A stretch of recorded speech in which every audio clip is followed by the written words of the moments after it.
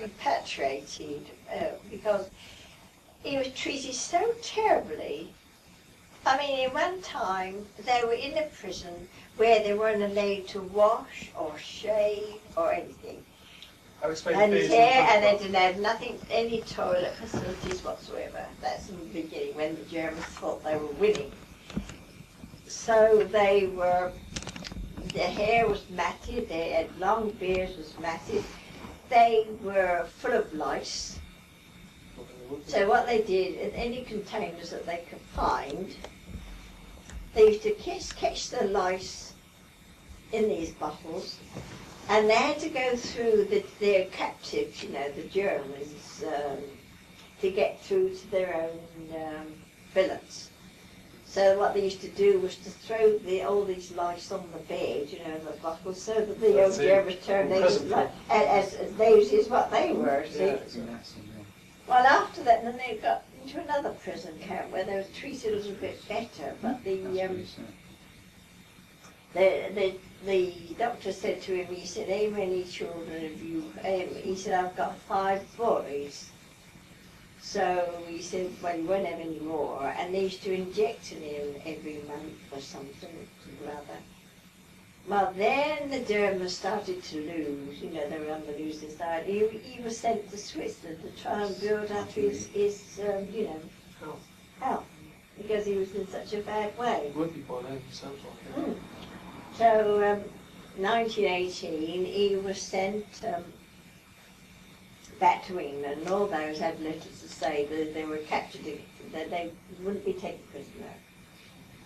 But the grandmother patch, you know, and the children were Danes and Vincent, and one of them was very ill. So Auntie Edie, which was his sister-in-law, you know, like sister-in-law to him,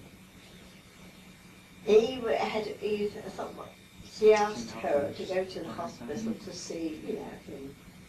And when he went there,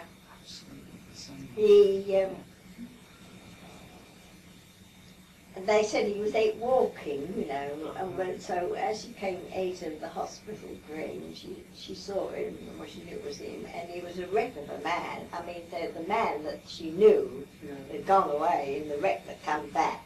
That's right. Is this the bloke you're talking about? That's him. Yeah. That's him. Great grandad. Yeah. Can we take that one? Yeah. Because it looks just, if you look at the top half there, you can see well, I could see it when eyes. that photograph that you and I could see it there. Yeah. So anyway. It's so even in the age of the Marines, and he got a job in London looking after blocks of Jewish flats called the Nathaniel Hawthorne Flats, and they were home for Jews. And he was a caretaker there, and quite near to there was a church. And the padre there, he wanted to have a boys' brigade, you know.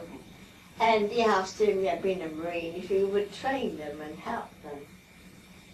But then, you see, he only lived 3 years after that because he caught pneumonia and died.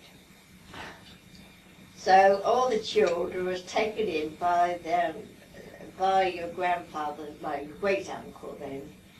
And he had a public house in Old Portland. And he took them in and gave them a home for about a year. Well, another Marine officer fought and got her pension because he died through. And so reluctant to give up on pensions as well. Yeah, and he was the only one that managed to get a pension for her because he said he died through. You know what I mean? They thought ill health as a result of his service. Yeah, that's right. And so, and so then it comes to the children, you see. Well, your Uncle Jack was 14 at the time, ready to leave school, so he was past 8. The next one was, I don't know if was that his brother, Gran? That's Gordon. Yeah, Gordon. Oh, God, that lived during the war. Yeah, oh, that's the one. Oh, honestly, if you meet that boy, he would tell you the most dreadful lies and stories. and he never flickered a muscle. Straight face. It was a straight face as God, Name wasn't and Andrew, he was didn't ever tell you the truth or tell you a lie. He couldn't believe. Sometimes he told the truth, he didn't believe it because he didn't know. He's so sort of. He played guitar ventriloquist. Oh yes, he was a left-handed, and he could play any instrument you like to give him. It was a where Jack, his brother, was trying to teach somebody to play the guitar. Old Gordon comes in and plays it. And this chap been struggling, and old Gordon, and I play a piano, or he made you dance. He had that rhythm. I mean, he could play anything, and his drawings were beautiful. He was ambidextrous, you know, he was really clever. In fact, all the family were clever. Well, to digress a bit, now, I told you that Jack played the Hawaii guitar, one of those where you put, where you sort of go along that the way strings, up. you Yeah, know. steel guitar. The steel, and then you play the tune with that, and you had this thing. Have a slider. Yeah, That's right, slides up and down. But your grandfather is going to leave, with your real grandfather. Now, he was very interested in music. And he asked his brother Jack. He said, because in the band, the mandolin, and I think they're lovely, the mandolin, because they sort of you don't play them straight, but you sort of. This is a thing. Roll-ups. All the time, roll-ups. And so he said to his brother, he said, you teach me this scale. Show me the scale on the mandolin. His brother said, oh, you won't learn. Anyway, he showed him the scale, and Tom learned it. And they didn't read music; they just played by ear. That's right. That's why I proposed it. Yeah, that's right. And so he used to practice every day, and he had tunes well off. He could play quite well. While Gordon, as I told you, he played the banjo, mandolin, left-handed. That's right. You know what I mean. So and Lily. She could play the piano. Now, she was taught music, but she couldn't get on, the teacher said, and she's better by ear. So she played by ear, and then so it left Ken, and he played the drums. And they were before the time, because it was good. I might tell you it was jolly good. But they were before. Yeah, 4-piece. Yeah, before all this. Yeah. But when you heard them, they were really good. That's it. It's sort of improvised. Well, could they all play together? Eh? Could they all play at the same They'll time? play together. They just say, well, play so-and-so tune. Because those tunes years ago were melodious. I like melodious things, because some of my favourite tunes were 40s, 50s kind of era. Yeah.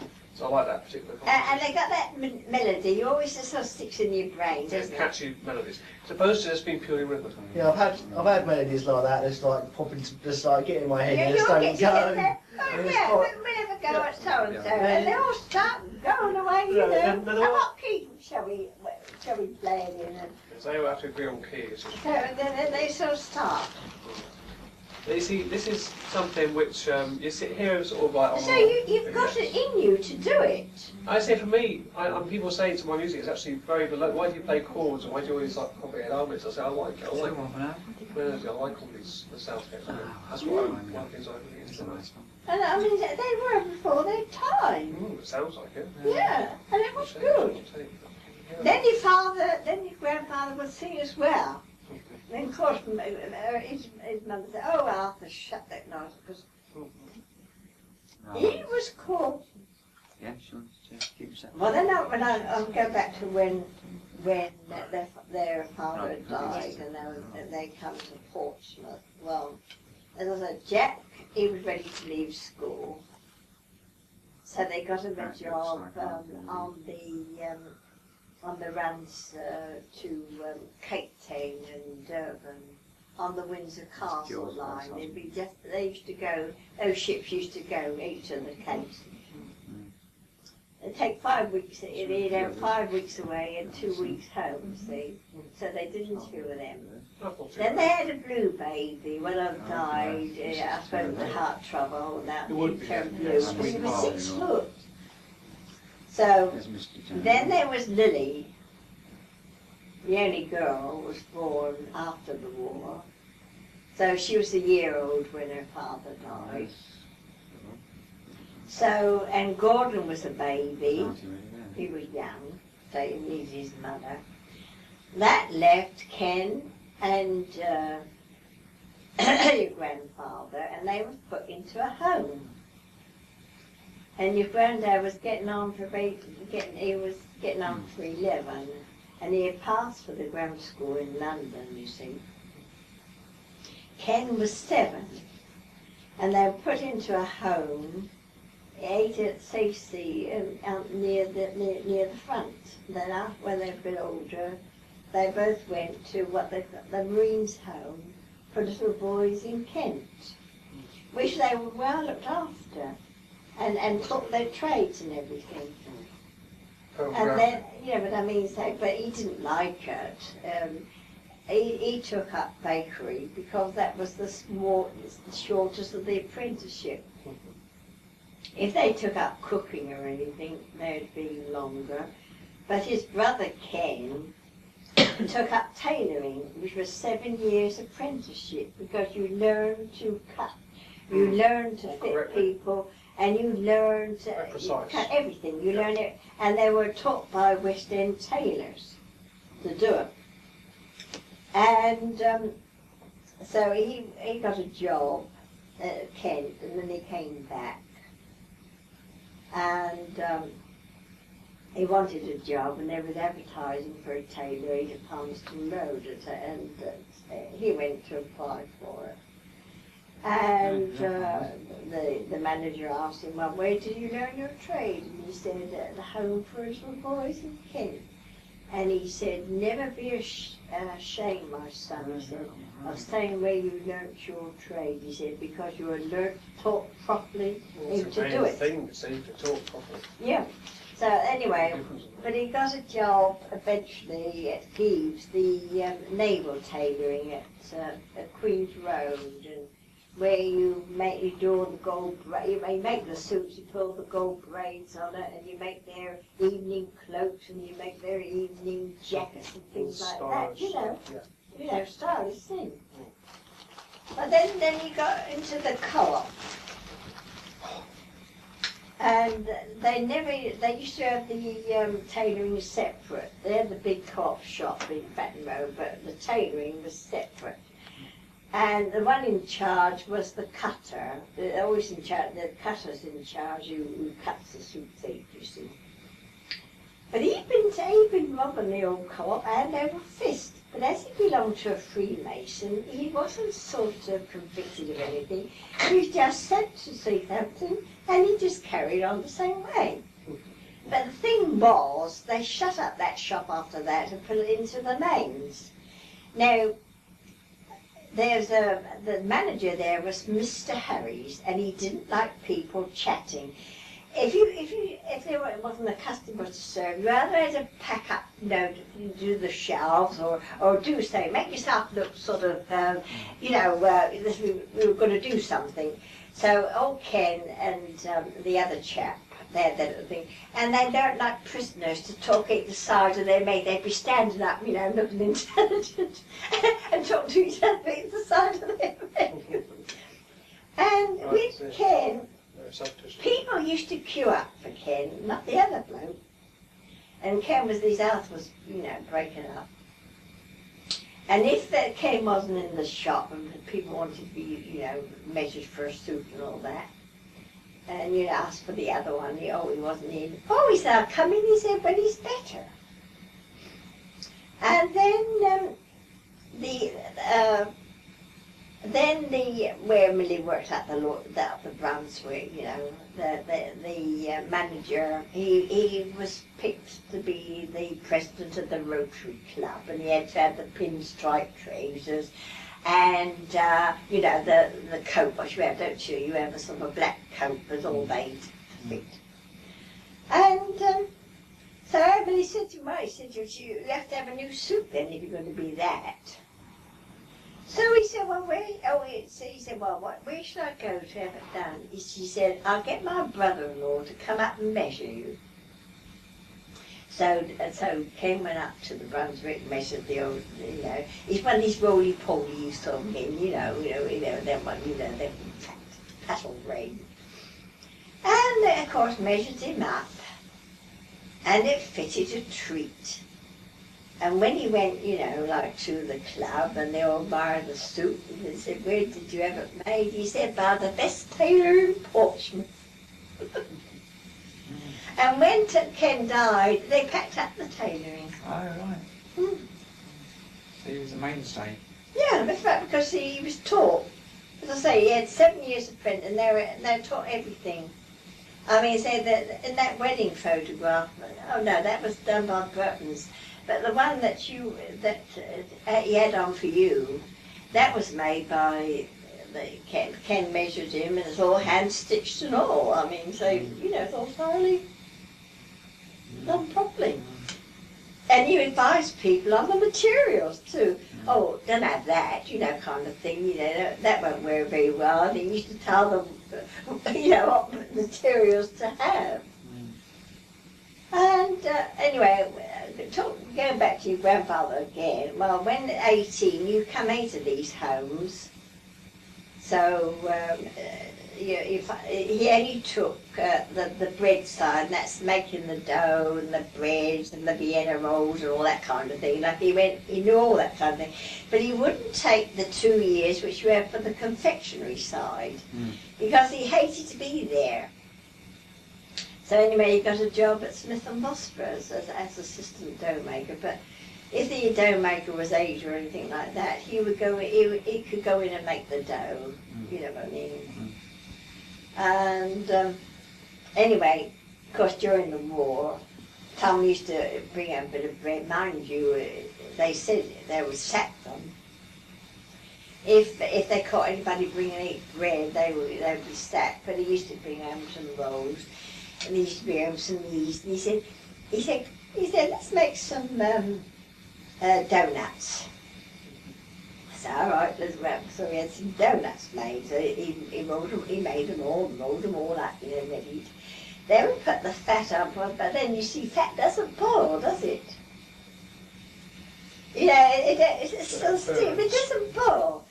And we had this pot on for quite some time, and grandfather, he said, let's try one and see it works. Oh no. Well, it went down, it stuck like a stone, and the kitchen was full of smoke. Yeah, I bet you. And old Tom, he was fishing out this donut, and it was like a lump of coal when he got it out. I was saying, laugh. Anyway, he'd seen it, he fished it out, and it was like a lump of coal. Anyway, we did cook the rest of the donuts on no heat, because the fat was hot enough. Already hot enough for an hour or two. But we had to laugh, and you finally, he just roared with laughing. He could not laugh with the other. So it sort of went down, sunk, and the kitchen, you couldn't see each other.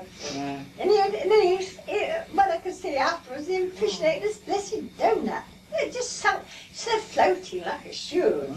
It floats on the top, but just sunk. Oh dear. And then when he said, when I came home from work, he said, you know what your daughter said to me today? I said, no. He said, that's Jill. He said, he said, she called me a silly old fool. And Alison piped up, she was 6 at the time. Well, Daddy, you are a fool, but you can't help it. Oh dear. And also laughed. He never took offence. And then he wanted to leave being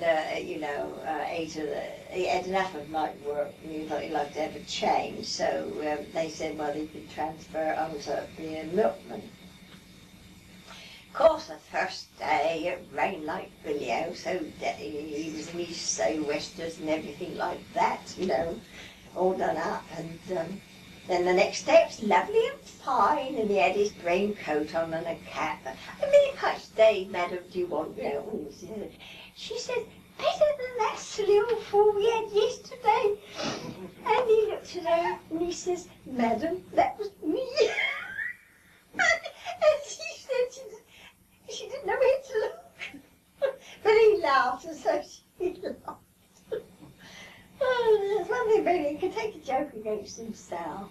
But Alison said, well, you are silly old fool, don't you be fun, aren't it? He thought that was very funny. But he was a good father, I mean, so really. And, he was a good old stick, really, you know. But he was Tom. And he wasn't an angel or anything like that. And he never said he was sorry.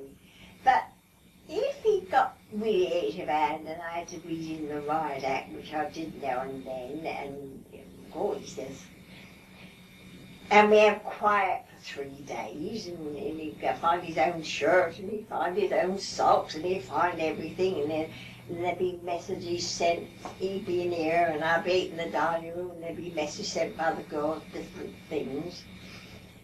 And he said to him, no, he said, I used to get fed up with that, he said. So he used to bring me in a bunch of flowers or some box of chocolates, you know. He never said he was sorry. But anyway, we had a bit, but you know, but then everything went on the same. I mean, but in some ways, with Malcolm, we haven't got the patience. He is like his grandfather for that. In fact, Jill, of all the girls, Jill takes more after her father. She hasn't got a lot of patience. And that's what you've got to have as a bit of patience, haven't you? Very much so. But apart from that, I mean, he wasn't an angel, but he was very honest, and it's like Malcolm's very honest, and the boys are very honest. To me, honesty to me, it's like with the children.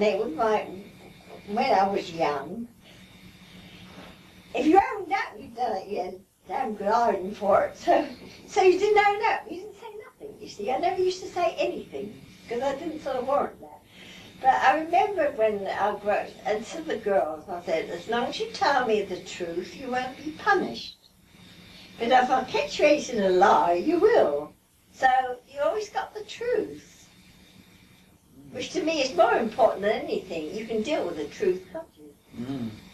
Right. But you can't deal with lies, can if you? they're lying to you, it's a recipe for disaster. Yeah, but people only lie because you get a good thump that you... Right, you get a thump if you tell the truth. That's right, you thump, because that like, when we was at the mine camp, they were having a joke about,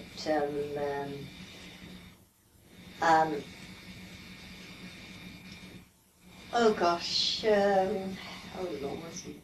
Well, he was on the tip of my tongue. What, George Washington? No, he couldn't tell a lie. And this chap was saying he was sitting on the lavatory, apparently a long way away from the house, near the river, near the river, he said. And he was contemplating, I suppose, he said, and somebody dropped a firework or something and knocked him into the river. So he says, so he said, I'd like to know who did that, he said, and he won't be punished. So the other one said, well, no, like Washington can't tell a lie. So so it was him, the dirty deed. So the father gave him a jolly good one.